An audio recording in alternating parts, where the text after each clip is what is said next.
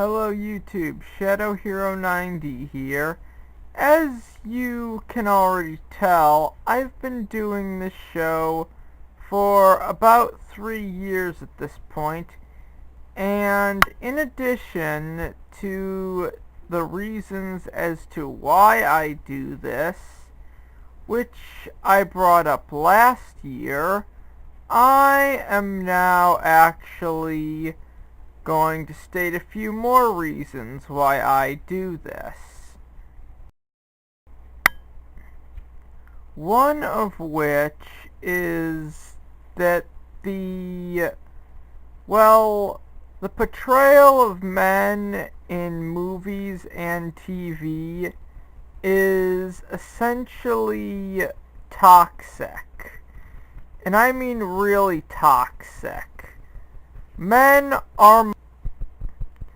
To be honest, I can't believe that I'm one of the only very few people who legitimately thinks that this kind of portrayal is not only toxic, but completely unfair.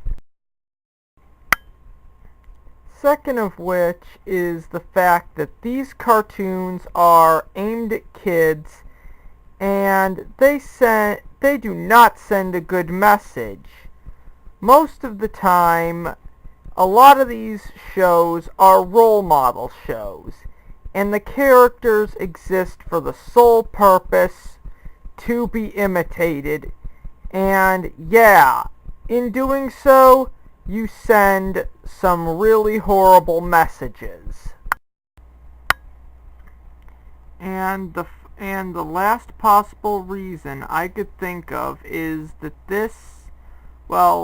not this, but all these shows are pushing a political agenda. To be more precise, the political agenda comes in the form of a princess character whose initials are J and B. I'm pretty sure you can figure out who I'm talking about on those initials alone. But yes, a lot of these shows, and to extension, a lot of these role model shows, are pushing a political agenda. And as a white heterosexual man, I really don't want kids being indoctrinated because it could lead to a bad future. In fact, I really hope some really smart boy sees this show and it actually gets him thinking about sexism, and it causes him not to be indoctrinated to the feminist agenda that a lot of TV shows, cartoons, and movies are pushing. Especially a certain movie that will go unnamed that used a princess character whose initials are J and B to push their political agenda. As much as this intro actually does seem like a bad rant about the negative presentation of men and boys in the media, this is completely serious, and these 3 reasons I gave for doing the show are actual reasons. Now, that being said, if you agree with me on this, that's good. So just sit back and enjoy the review. Okay, on this episode of Sexism in Movies and TV, I'm going to be tearing apart the pervert trope. And as you can see, I have a photo up of the most famous pervert on TV right now, Glenn Quagmire from Family Guy. Okay, for starters, let's go down by starting with the fact that the pervert trope is by no means true or realistic. In fact, I personally have known guys in the past who were not boner-driven animals, and yes, I do personally know them and can say that they are decent people. They're not the evil, psychotic, perverted rapists that basically almost every show on TV that isn't based off something wants you to believe men are.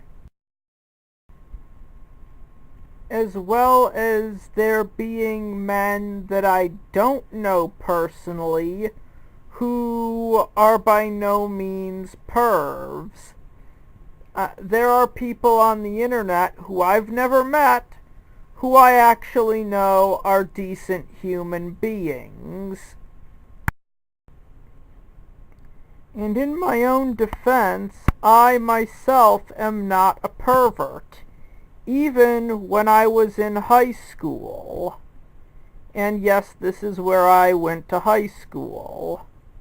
It was torture. In my own defense, yet again, I am not a pervert, and I know what boundaries are. I mean, I have both a men's rights playlist and an anti-feminism playlist on my channel. And no, neither one of these things would make me gay. I'm a men's rights activist. I always have been.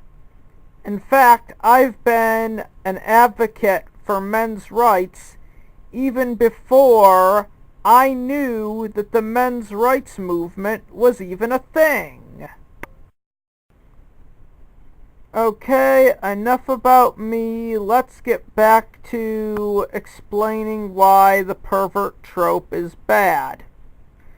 The CSI effect, which, yeah, that goes hand in hand with the pervert trope, is when people take what they see on TV and apply it to reality. In other words, they see something on TV, like, say, a Lifetime made-for-TV movie, and apply it to reality at face value.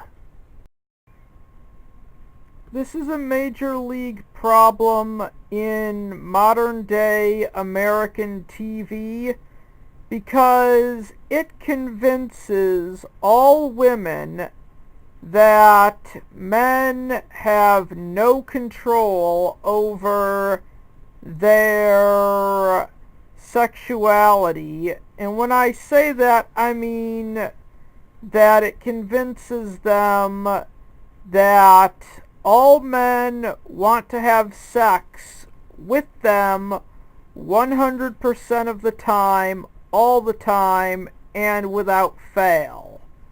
This is very bad. It's a very toxic message to promote. And its promotion has actually convinced all of society that men and only men can be rapists.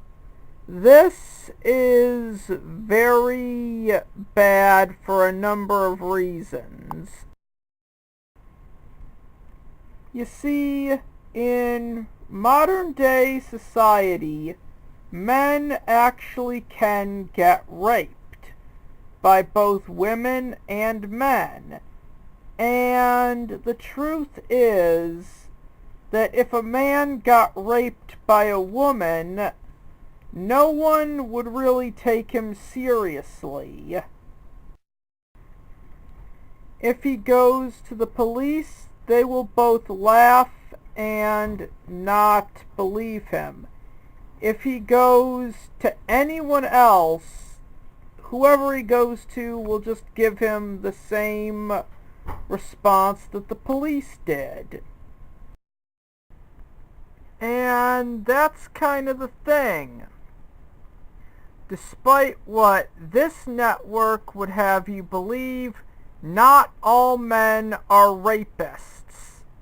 In fact, most men know what boundaries are, and if a man feels like he is gonna force himself onto a woman, that is a mental illness. Same thing if a woman decides she needs to force herself onto a man, which can happen.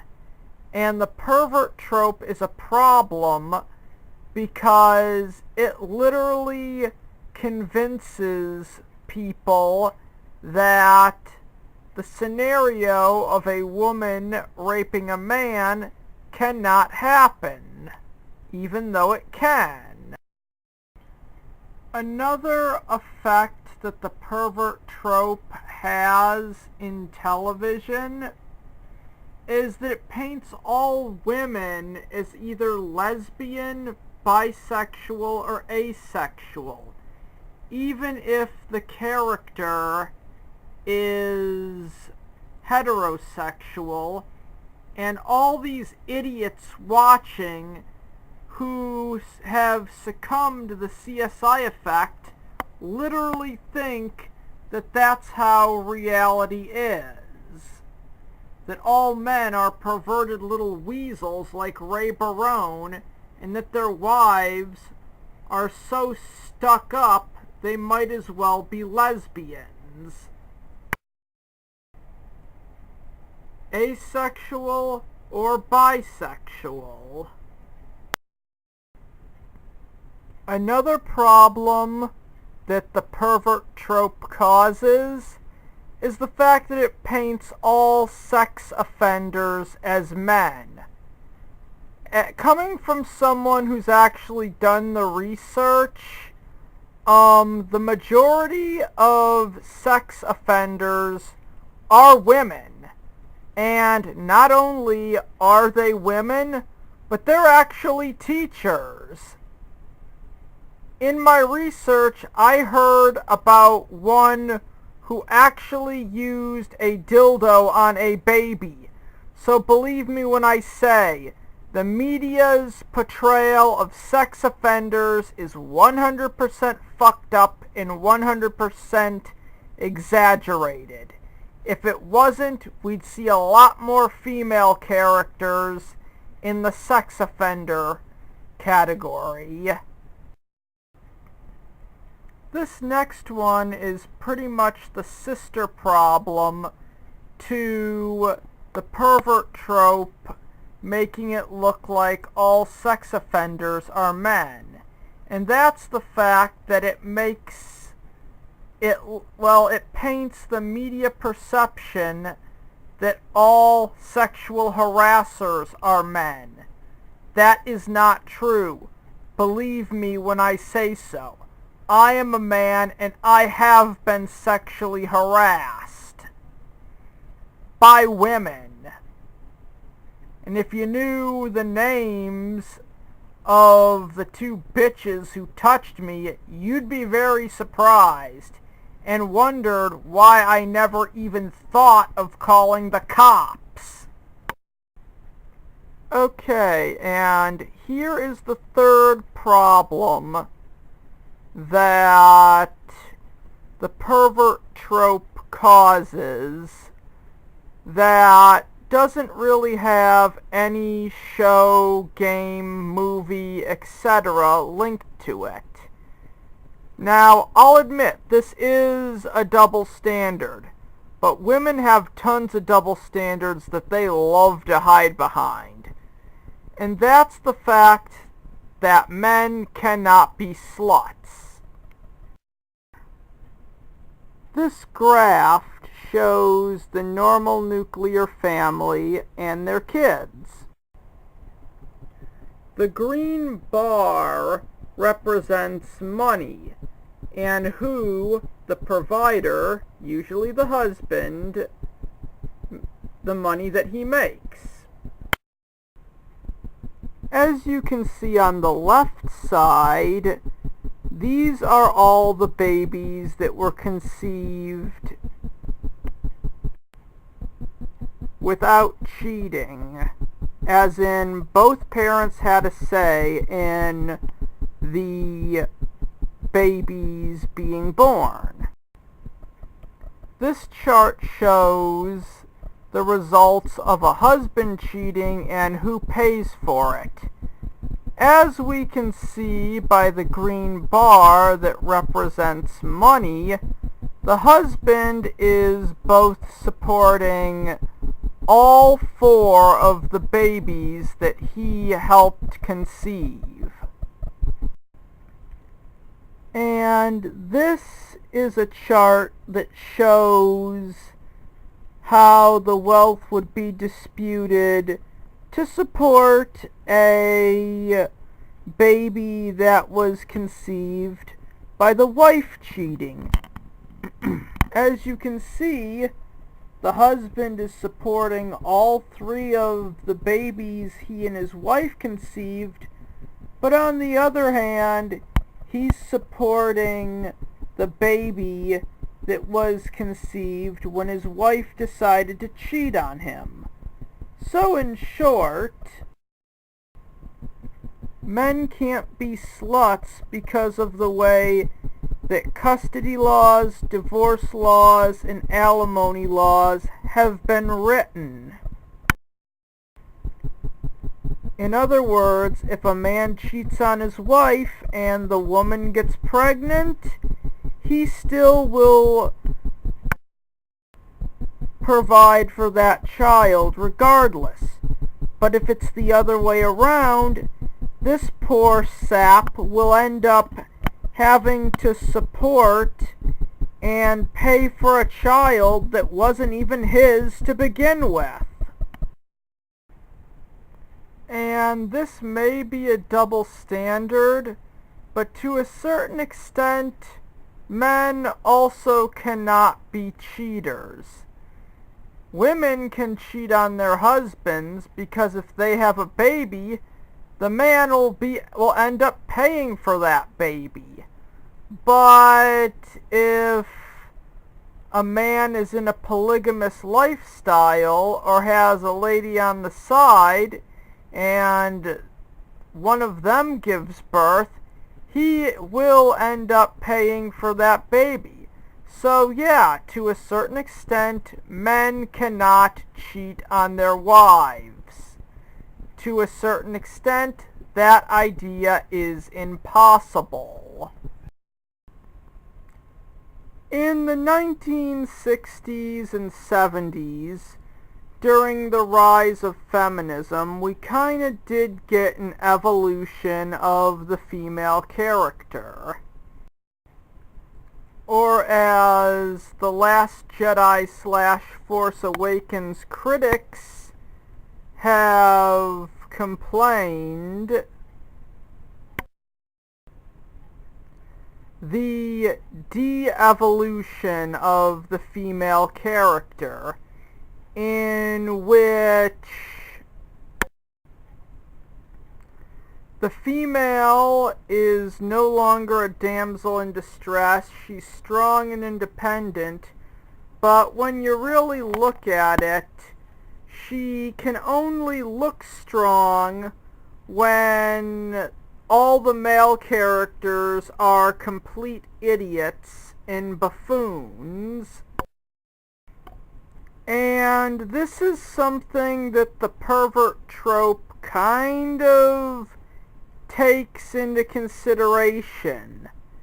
They basically make it look like all men are perverts, and therefore they need to be shown up or beaten up by a strong, independent character. And now I'm gonna rip apart how this is bad in other shows. And when I say rip apart, I mean I'm gonna be doing this like a top 10 list. So anyways, here are the top 7 examples of the pervert trope in movies and TV. In the episode of The Simpsons, Bart's Girlfriend, they really don't make it clear whether or not Bart is essentially driven by basically hormones or if he's actually in love with this girl, even though the episode points more to love than hormones. But yeah, since this was the episode that made me decide to review the pervert trope, this should be the one I talk about first. Because it is not hormones. Bart really did love this piece of garbage. Why? I don't know. But to be honest, Matt Goring is a liberal beta male feminist, and so it kind of makes sense that he'd write it this way. And yeah, eventually I am going to tackle his work as well. 'Cause Bart Simpson really seems like he's in love here, and it does not sound like he's thinking with his dick. Family Guy, any episode with Quagmire in it. You see, in the first 3 seasons, Quagmire being a sex pervert was his entire character. But when the show was revived in the early 2000s, he was still a pervert, but eventually, around 2006, he did get character development when we met his sister Brenda and his transsexual father. But he's remained a pervert, and his actions go from kidnapping, rape, sexual harassment, voyeurism, and worst of all, pedophilia. So, to an extent, that is what Family Guy thinks. It's hard to believe that this character doesn't get any backlash. Because thanks to every Lifetime movie of the week, this is what the brain-dead idiots who watch Lifetime think men are. And it really doesn't help with stuff like Playboy, Hustler, other pornography distributors, and the sexual revolution as a whole, essentially making Glenn Quagmire out to be the everyman, which he is not. Because of everything I listed before, people, mostly men, have been brainwashed into thinking that they have to show off their heterosexuality as much as humanly possible. If they don't, people assume that they're gay. And this is a really big problem. I know that because I am speaking from experience.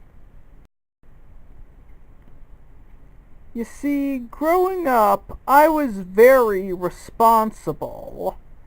I was by no means a sex-crazed pervert who would sell his soul for a night of fun with a woman, or in this case a girl, just to end up risking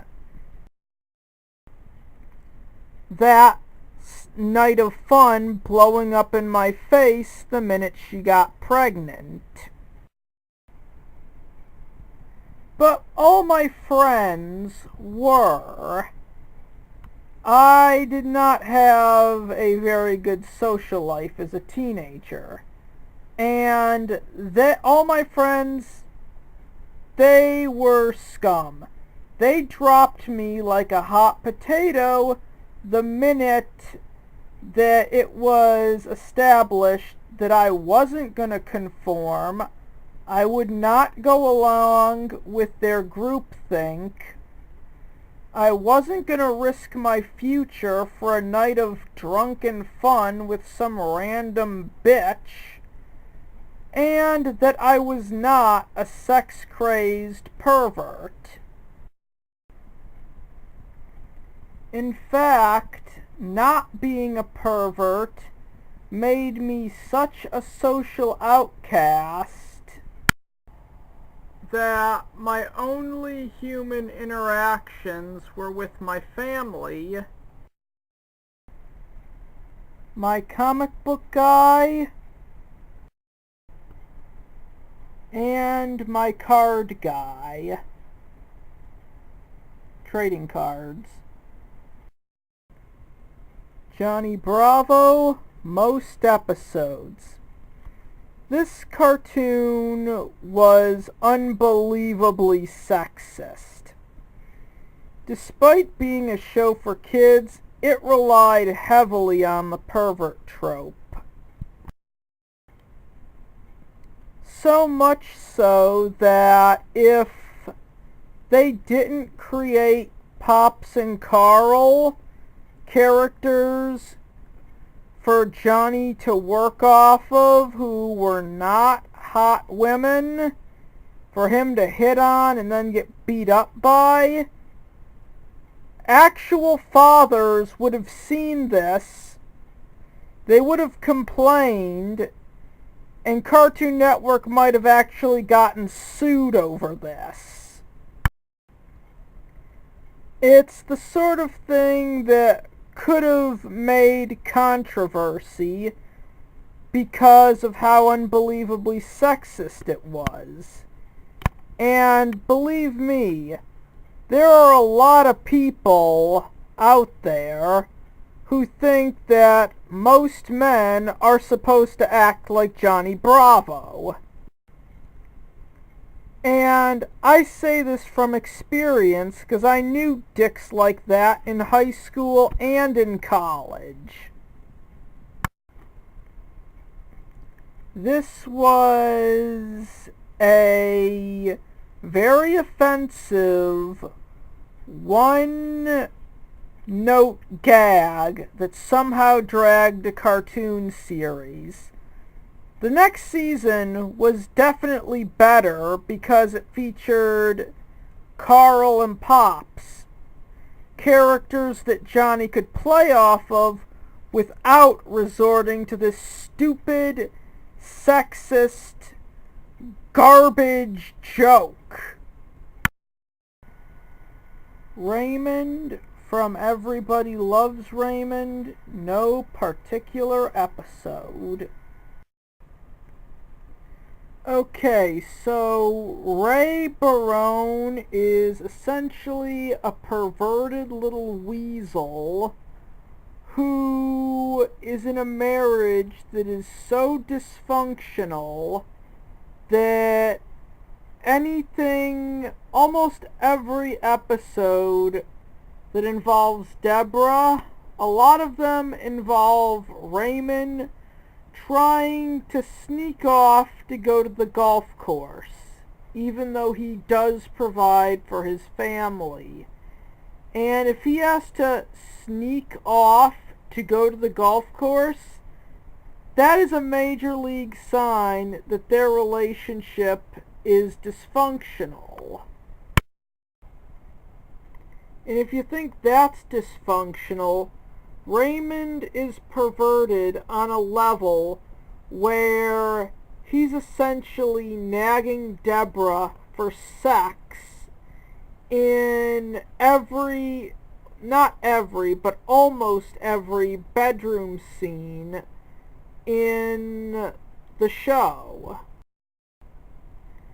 After Robert broke up with Amy and was dating someone else, Raymond actually had to beg Robert, or at least try to beg him, to get back together with Amy, saying that he's just now getting his hearing back, and that if Robert doesn't, Raymond will end up as a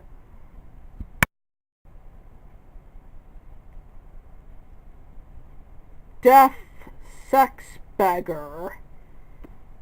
The character is obsessed with sex. It's a horrible portrayal, and I can see why when the news did cover it, they actually used him as their example. Immature, stupid, a marginal at best father. You know, his daughter has no respect for him, which is why not everybody loves Raymond. Super Sentai ohranger, episode Suddenly a Traitor. Bara Darts is definitely a pervert. Why he'd be attracted to normal women when he himself is a robot is beyond me. But apparently he is. Probably just so this episode could happen. It's sad that the pervert trope has literally gotten out of America and into foreign TV shows and films.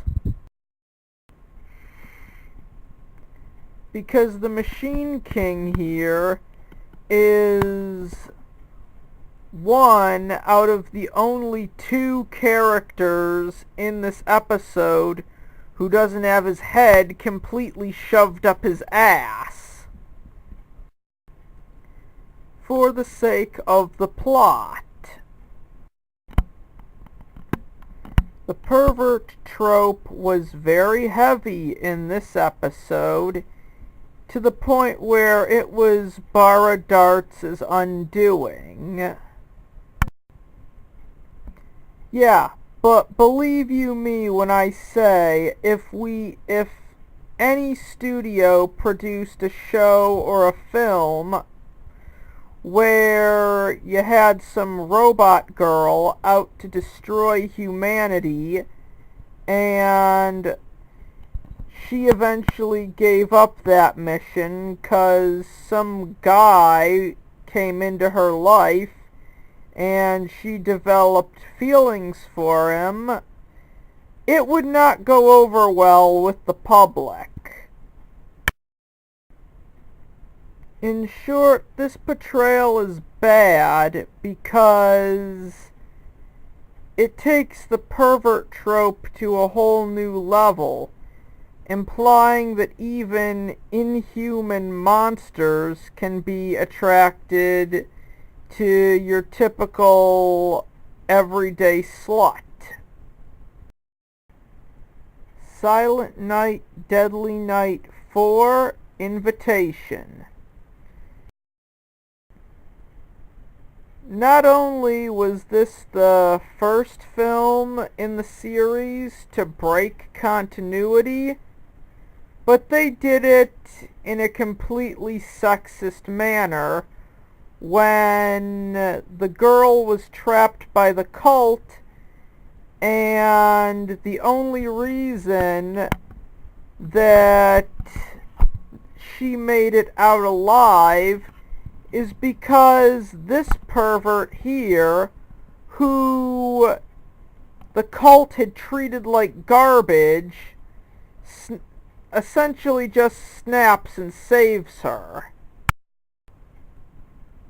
First time we see this guy in the film, he basically is hitting on the leading lady and gets scolded by the cult leader. And to add insult to injury, this is a cult, a woman-only cult, might I add, that teaches that all men are parasites and essentially is taking every trait of the modern woman and applying it to men. I say that because the modern woman doesn't have any good traits at this point. Ricky, I think his name was, there's no reason given as to why he hangs out with the cult or does their bidding, 'cause he killed the heroine's boyfriend and every member of the guy's family except his brother for the cult. And at the end, when they're going to sacrifice the heroine in some deranged ritual, Ricky here is the one who saves her by shoving his mistress off a building or something. And the movie does not end with him dating the heroine or even getting thanked in any way. This is just major league insulting. If we did this in a realistic manner where the genders would be swapped, it would not go over well with the hypocritical, politically correct public. Ghosts of Girlfriends Past. The entire movie. I mean, the concept behind this piece of shit film is horribly misandric. Basically taking what is the equivalent of a MGTOW and making him Ebenezer Scrooge and essentially being hounded by the ghosts of girlfriends past. That's one thing, but then this movie gets even more insulting when they make the guy's mentor not only a pervert, but a deranged pedophile who would hit on a teenage girl.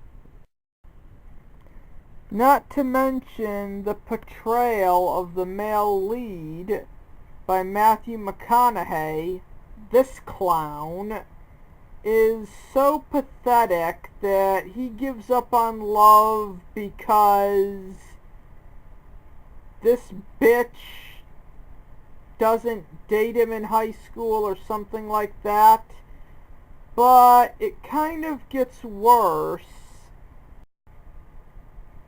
when this guy in the movie actually goes after her because she's dating his brother.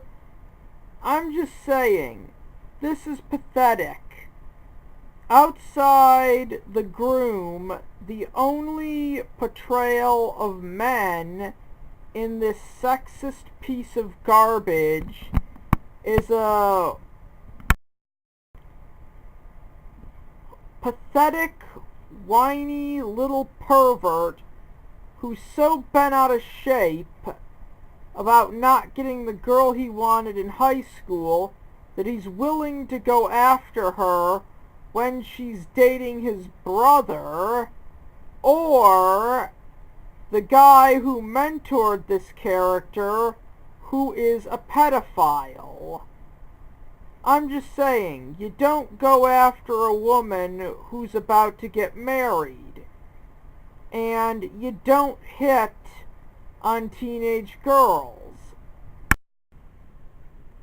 In short, Ghosts of Girlfriends Past is an unbelievably sexist and misandric piece of feminist garbage. Its portrayal of men is horrible, and Matthew McConaughey should be banned from Hollywood for having anything to do with this movie. In closing, I'm going to be getting a really big elephant out of the room. And that's something that anyone who isn't completely retarded, doesn't have their head up their ass, and is watching this video is going to agree with. And that's the fact that if the left wants to have the pervert trope and portray all heterosexual men as perverted morons and perverted weasels, then the right should be able to portray all women who are heterosexual as mentally handicapped, good-for-nothing prostitutes who only date men because they have money. It's only fair. The liberals get the pervert trope, everyone else gets the slut shame. And saying otherwise is extremely hypocritical.